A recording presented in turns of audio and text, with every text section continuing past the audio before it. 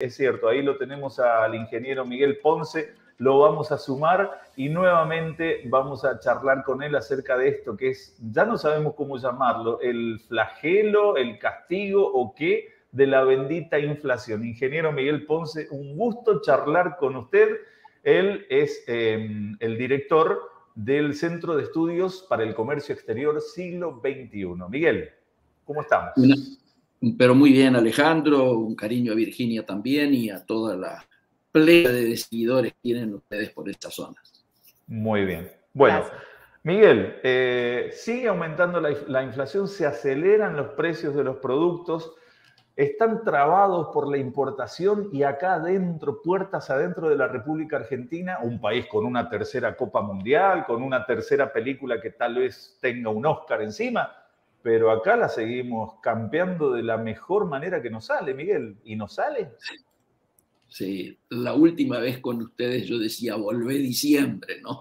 Que era la alegría de la conquista, ¿no es cierto?, futbolera, que nos había dado tanta satisfacción, pero por otro lado eran otros precios. Sí.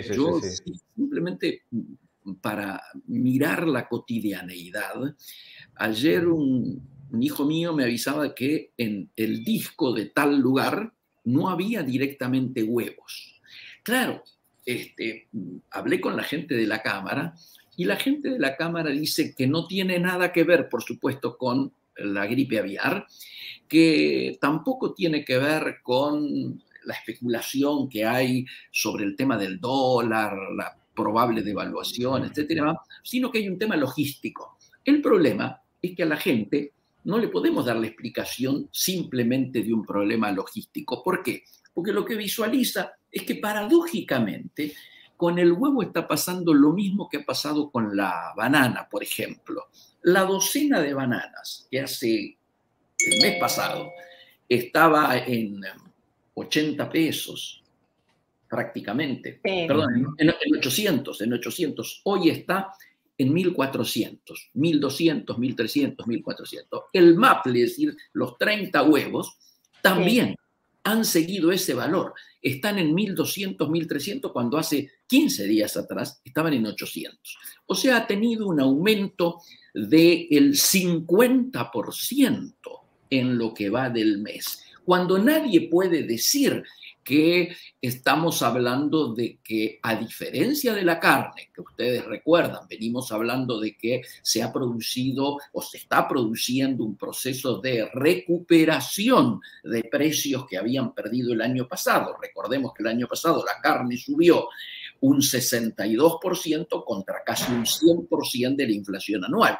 En el caso de los huevos, el año pasado los huevos subieron a casi un 160%. Por lo tanto, no se puede hablar de que ahora están recuperando algo que obviamente no perdieron. Claro, si uno lo mira desde lo que es la producción, y los muchachos de la producción dicen, no, los productores no somos los culpables. Nosotros hace 15 días recibíamos 215 masiva por la docena de huevos, ¿no es cierto? 15, 20 días. Y ahora estamos recibiendo 230, decíamos, tenido un incremento del 7.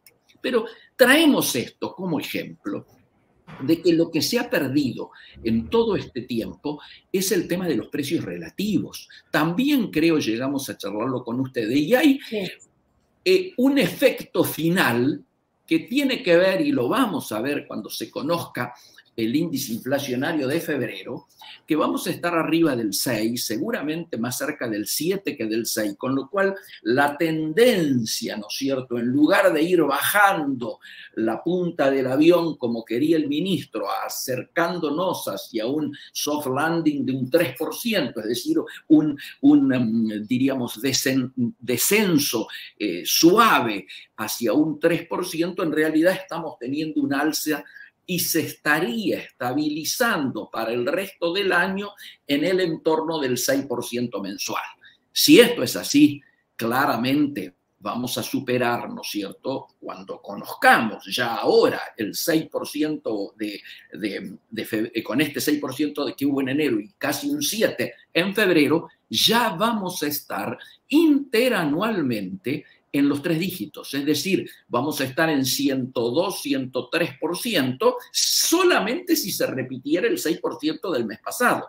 Ahora, ¿qué nos indica? Perdóname que te interrumpa en esto para señalar la importancia que tiene. Esto, lo relevante es que es la primera vez desde octubre de 1991, cuando dio 102.5, creo, 102.4%, es la primera vez en 32 años que la inflación interanual supera la barrera de los 100, es decir, del 100%, es decir, que estemos en 3 dígitos. Y esto es lo más preocupante de todo, porque indica que claramente la guerra contra la inflación se está perdiendo casi por goleada, ¿no? Disculpame, te interrumpí. No, por favor, tenía que cerrar su idea, Miguel, pero al parecer, y viendo todo esto, y más en un año electoral en donde no sé si no se muestran preocupados por esto, y ayer lo charlábamos con Alejandro, que dan propuestas en donde no explican, porque es muy sencillo, usted y yo nos podemos postular y decir, bueno, nosotros dos vamos a bajar la inflación. ¿Cómo? Con un par de eslogans que no dicen nada, con la fuerza del futuro, pero no decimos qué, con qué. Por una Argentina mejor. Ahora, ¿qué significa? ¿Qué va a pasar con nosotros antes de las elecciones? Me refiero ahí a momentos antes de las elecciones, con nosotros los que sufrimos realmente de esta inflación a diario. Sí, claro. Bueno, podríamos decir qué va a pasar antes, qué va a pasar en el tiempo electoral, y también preguntarnos qué va a pasar después.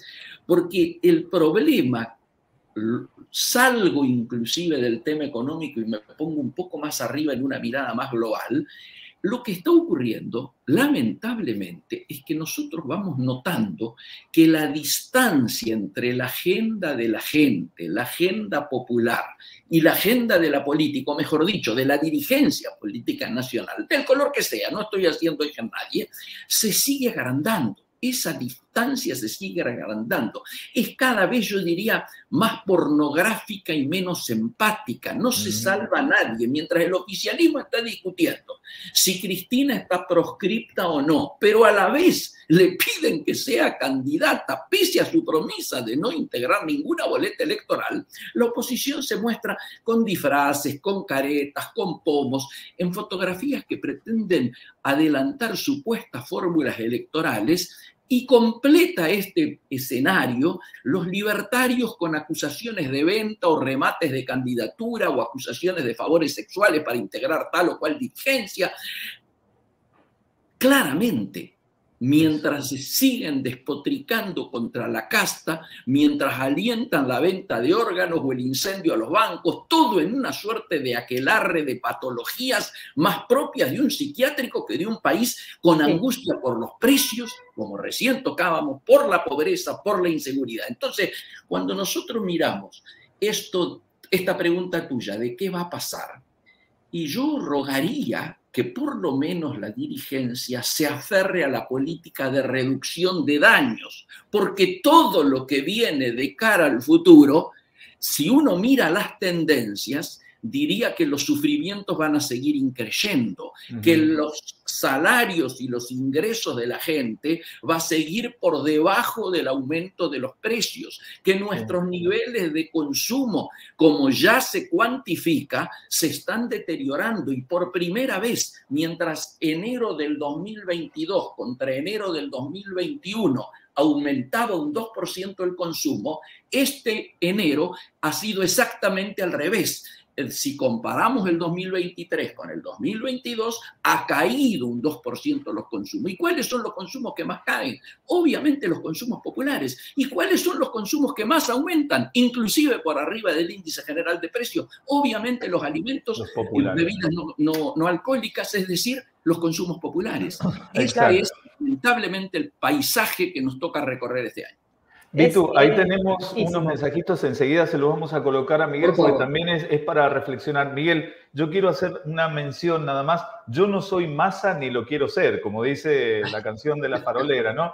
Pero el FMI marcó ciertas pautas y Massa estaba ilusionado con Massa. En realidad todo el país tiene que hacer los deberes y no pudimos cumplir con lo del primer mes. También hay que tener en cuenta eso, no somos una isla en el medio de un planeta perdido, somos un país que forma parte de esta globalización y en la que ya las cuentas se están dando mal arrancando el año, Miguel. Totalmente de acuerdo. Yo diría mitad del vaso medio lleno y mitad del vaso medio vacío. ¿Cuál es la mitad del vaso medio lleno? Que le han aprobado los números del 2022. Es decir, el desembolso de los 5.400 o alrededor de los 5.000 que tienen que aparecer para que hagamos el pago del endeudamiento de Argentina frente al propio fondo, eso estaría garantizado. Y como el fondo está en modo La Molina, siga, en no poner, diríamos, trabas en la rueda, palos en la rueda, obviamente, pese a que no se cumplen las metas, ni se van a poder cumplir estas metas en el primer trimestre, como queda claro, esencialmente porque la meta de recomposición de reservas viene muy mal. El dato de ayer de que el saldo de la balanza comercial ha sido negativo en $500 millones es un dato preocupante que no nos tiene que sorprender porque sabíamos del impacto que la sequía está teniendo en nuestras exportaciones, fundamentalmente en nuestro principal dolarducto, que es la cadena agroexportadora, ¿no es cierto?, alimenticia vinculada, ¿no es cierto?, al agro. Pero teniendo en cuenta lo que siempre hablamos con ustedes, de que y que el Fondo Monetario lo ve también, de que la única fuente genuina de dólares es el saldo positivo de la balanza comercial, todo indica que si ya empezamos el año con saldo negativo, va a ser muy difícil cumplir la meta de marzo. Y por eso es que o va a venir un waiver, un perdón, que no creo genere mucho conflicto. Acaba de ocurrir hace muy poquitas horas una reunión importante donde Massa se ha logrado el apoyo del subsecretario del Tesoro, ¿no es cierto?, de los Estados Unidos en relación precisamente al programa y a los esfuerzos que Argentina está haciendo en su proceso de recuperación, de acuerdo a lo dicho en el documento, diríamos, post-reunión. Me parece que la sensación de que vamos a un año difícil, pero que algunos de los argumentos que está pretendiendo utilizar Massa acá en el G20, que son los mismos que está diciendo Rubinstein en su visita a Washington en estos momentos, parten de la base de tratar de explicar que las metas no se pueden cumplir esencialmente por dos temas. El primer tema, obviamente, el impacto que el tema de la guerra, ¿no es cierto?, que justo se está cumpliendo un año de la invasión rusa a Ucrania, ha tenido en la economía internacional y por lo tanto Argentina visualiza que este impacto son unos $5.000 millones. Paradójicamente la cifra coincide con lo que tendríamos que gatillar a la brevedad. El segundo elemento que está diciendo el ministro y la misión del ministerio en Washington es que el tema de la sequía implica un impacto entre 15 y 18.000 millones de dólares menos de exportaciones. Esto obviamente dificulta el cumplimiento de cualquiera de las metas en los marcos del acuerdo firmado.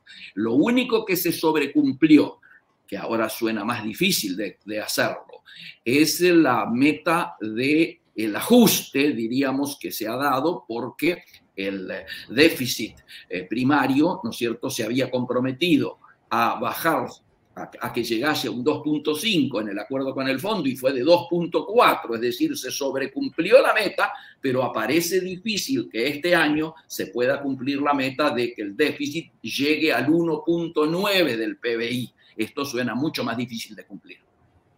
Dios mío. O sea que tenemos que tener mucho miedo, básicamente, y que no va a ser un año fácil para nadie. A ver, a mí me gusta desdramatizar las situaciones. Siempre estamos con que ya viene el choque del Titanic con el iceberg y por lo tanto nos hundimos. Mi sensación, para ser prudente y no ser tampoco ingenuo, es decir, este es un año electoral, por lo tanto hay que estar muy alerta que la política no meta la cola, ¿no es cierto?, en términos de agudizar más los problemas de por sí tiene la macro, ¿no es cierto? Y me parece que en ese marco de la figura del Titanic uno podría decir el témpanos se ha alejado a partir de la asunción de Massa y su equipo en el ministerio. En estos momentos se habría vuelto a acercar.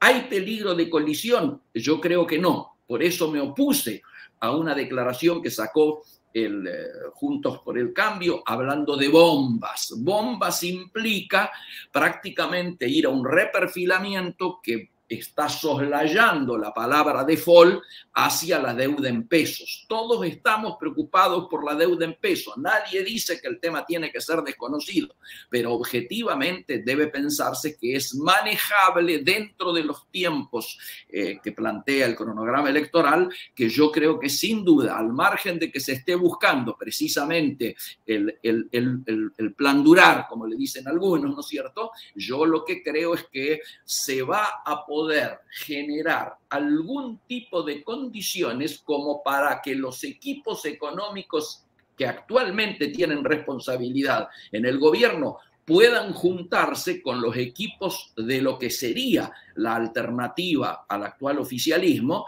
que es obviamente la oposición, y tratar de ponerse de acuerdo en 5 o 6 puntos centrales de cara al futuro. Bueno, ojalá que tenga razón en esto, ojalá que... Está bien el pensamiento de una persona que sabe muchísimo, ingeniero. Los únicos que sufren son productores y consumidores, nos deja por acá nuestra amiga Gilleta, que nos ha dejado este mensaje. Suscribo lo de eso. Claro, nosotros cuando vamos al supermercado, ¿no? Porque mientras tanto tuvimos la posibilidad de ver ayer al presidente de la Nación con un contingente gigante en base Marambio, que nos preguntamos, ¿no se puede reducir un poco el gasto allí? Es necesario que vaya tanta gente a acompañarlo. Suscribo lo tuyo también. País productor de lana ovina, atención, hoy el kilo de lana cuesta 7.500 pesos. Esto es una locura sin comprensión, queda a la deriva los tejidos manuales. Y después no nos asombramos, porque es un círculo, lo está haciendo usted. Después nos asombramos cuando tenemos que pagar o nos piden 20.000 pesos por una remera. Correcto. Y además, agreguemos este dato que me lo dispara este amigo que seguramente es del sur, que trae el recuerdo de lo que está el costo hoy de la lana ovina, ¿no es cierto?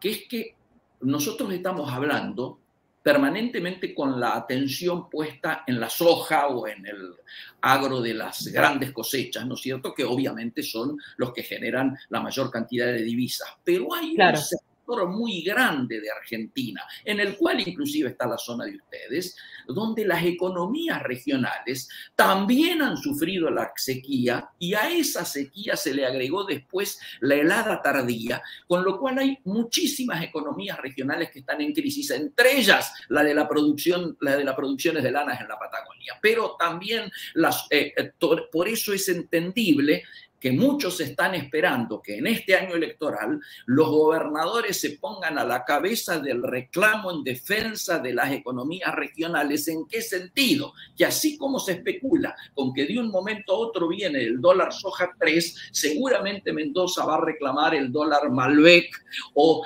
Tucumán el dólar limón, o los amigos de la Mesopotamia el dólar té, o el dólar tabaco, ¿no es cierto?, o el dólar yerba. Es decir, el dólar economías regionales, porque si no, estamos viviendo un injusto traslado de ingreso y un soportamiento mayor de las cargas de las provincias donde hay economías regionales frente a las de la zona núcleo de La Pampa, ¿cierto? Entonces me Ingeniero, parece... Sí. No, discúlpeme, porque le iba a decir algo. ¿Por qué no se postula una persona como usted? ¿Por qué no se postula usted? Que nos puede explicar lo que está sucediendo y tiene ideas para resolverlo. No, se lo digo en serio. Le agradezco muchísimo. Yo siempre he preferido los cargos ejecutivos, pese a que en el 83 fui candidato en la lista histórica del triunfo de Raúl Alfonsín, fui candidato a diputado en la capital, pero luego, bueno, terminé siendo subsecretario de Industria y Comercio, ¿no es cierto? Que es más lo mío, más lo vinculado a la producción. Reconozco que los temas legislativos no son mi debilidad. ¿Pero por qué? Porque precisamente estoy mucho más en contacto y convencido de que tenemos que trabajar en la economía real desde una mirada más macro que nos permita salir de esta histórica y recurrente manera en la cual tropezamos con las mismas piedras, yo diría casi de manera consuetudinaria, que es pretender, como vos bien lo decías recién, Ale, a partir de eslogan, tratar de corregir los errores de la macro operando sobre la micro, cuando aquí lo que necesitamos precisamente es una amplia convocatoria a la sensatez, a la responsabilidad, para poder elaborar un programa sustentable, un programa antiinflacionario, un programa que no sea recesivo y que por supuesto traiga un poco de mayor equidad, ¿no es cierto? Ingeniero, ha sido mucho más que didáctico y le agradecemos muchísimo, como siempre lo hacemos, la palabra, porque la verdad que baja un tema tan difícil, lo baja para que lo podamos entender. Ya entender el problema, como siempre decimos, es mucho, muy beneficioso, como dicen en Los Simpsons. Ingeniero Miguel Ponce, director del Centro de Estudios para el Comercio Exterior Siglo XXI, muchísimas gracias por su aporte aquí en... El agradecido soy yo, Alejandro, y a vos también, Virginia, y por supuesto ustedes saben que pueden contar conmigo, estoy siempre a disposición de ustedes. Muchas gracias. Listo, un separador y seguimos con el interactivo. Adiós, ingeniero, muchas gracias. Hasta las 14, el interactivo. Bueno, es lo que estábamos diciendo, ¿no? ¿Qué capacidad